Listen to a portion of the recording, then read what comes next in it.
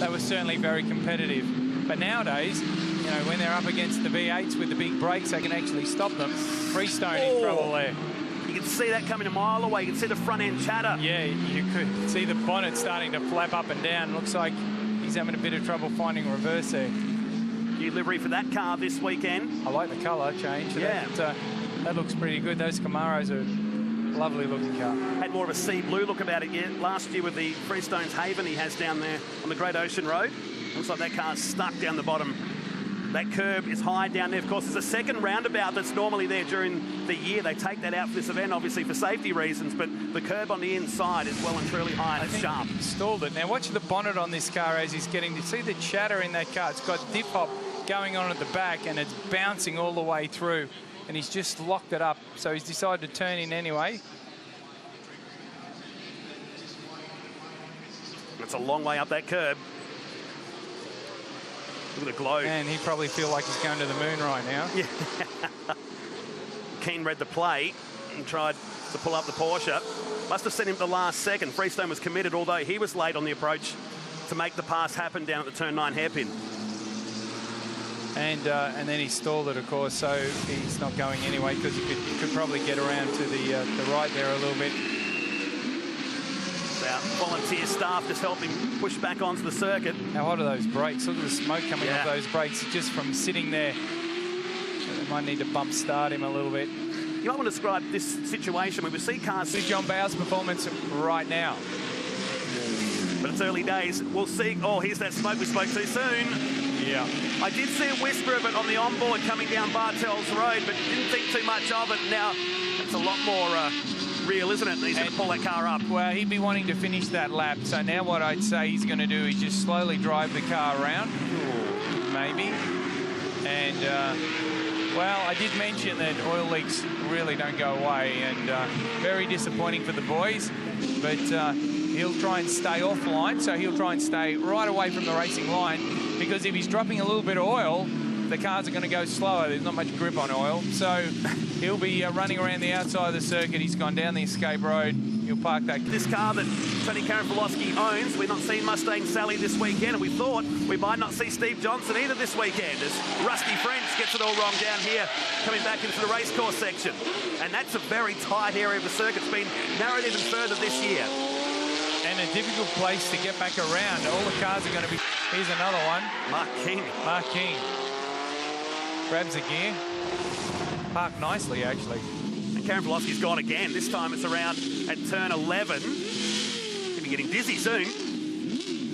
Plenty of runoff space down here on the Adelaide Street circuit, but lots of unforgiving concrete walls. Back in the day, that used to be all grass or even sand and gravel. Yeah. Here's Ritter.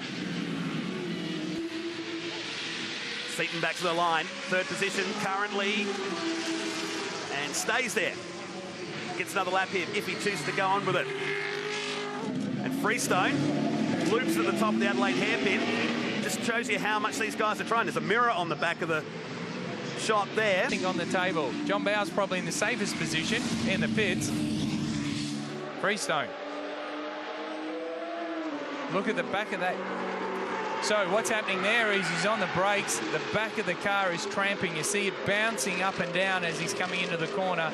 And when it's doing that, obviously the tyre's off the road for a portion of the time, and it's not gripping up. Oh, another shot of poor Freestone. Look at that rear tyre. Those tyres might be a little bit too hot from the spin previously, and now he gets some serious hang time in the centre chicane. Well, they had a bit of an opportunity to cool off there while they were skating through. That's an amazing shot. They're tough cars, but even they have their limits. Seaton, he's on a flyer here. Quick. Fast in this Monza. Here's Karanfilowski. Having the next moment of smoke come in the back. I don't think he locked the brakes as such down there.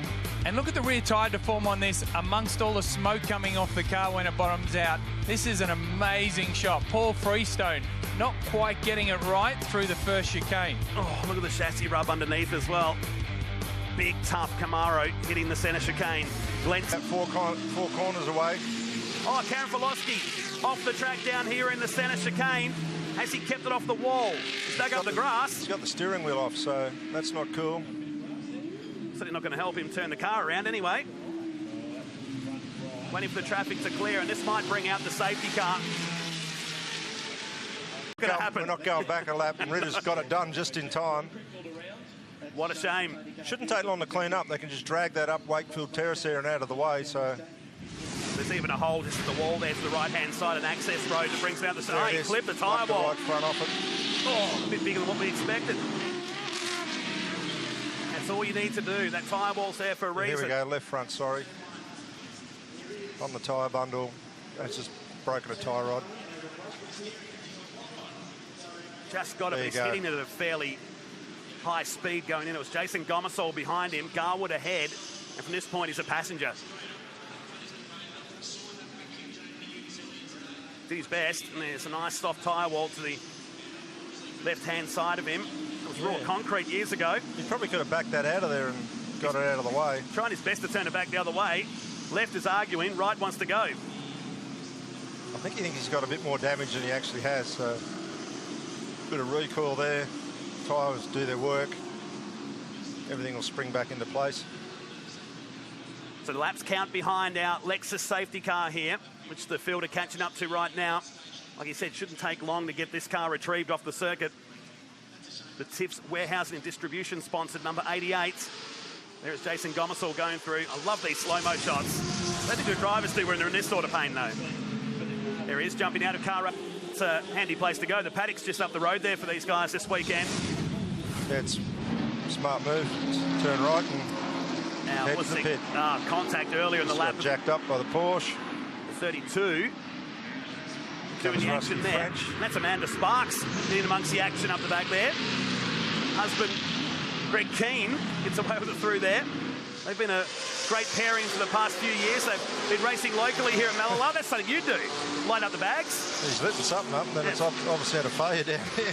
That's what he ended up hitting. It didn't look like a very big hit from outside the car, but watch the steering wheel. Oh yeah. Oh, and straight away. He's on the radio almost instantly to say, heard it. So I correct myself, it was a big hit from the outside, evidenced by his wheel. He'll have a sore wrist later on today. Here it is again. These super slow-mo cameras make it look worse than it can sometimes. Oh, it's the actual wheel that hit flush. Bang on. Wow. Okay, that's why it was so direct. The bumper, no other part of the car took that hit. It was absolutely the Hoosier tyre that whacked it. Careful not to hit Ritter as well on the way through. So the first four start to spread away here. Ritter. Those guys all deserving of a top 10. Gomersall in 10. Oh, the Capri. Wow. Those Hoosiers have left a bit of a mark down there, I'd suggest. Tough tyres, aren't they? That was Greg Garwood going around. Uh-oh. In the Piranha. Right onto the Rusty Creek. Oh, yes, straight onto it. Jacques Villeneuve style. Remember that one in the Gold Coast? Absolutely. That's awesome. And the crowd loved it down there too. Dropped him down a ton of positions. It matters not as Ritter goes back-to-back wins here. And watch the big guys come from the back. As Garwood will lead us down to turn one. Big spinner here. You can see that a mile away in the 46 of Leo Tobin into the gravel, into the tyre wall. Well, you could check out a replay of the start. You'll see him come out from the second row. Jumped pretty early. He's got a good start. He's well positioned. Locked the rears. See, they've already stopped turning, so he's just jumped on the brakes hard. Probably not got the fronts quite up to temperature where he would like them, and locked the rears, and around it's gone. And he stayed on the brakes, obviously, because he wanted to stop the car, but unfortunate way to end at turn one. This is graphic with Adam Garwood leading us into the centre chicane, and the spinning 46 entry of Leo Tobin would have got Amanda Sparks' attention down there. By this point, he's totally out of control into the gravel. His race is done before he got to Wakefield Street in this final race of the Touring Car Masters. Very sticky, hot conditions today in Adelaide. We had a shower of rain overnight, which just turned the place into Darwin during the wet season, the feel out there right now. It's going to be a hot day today, 250 Ks. How are you guys looking?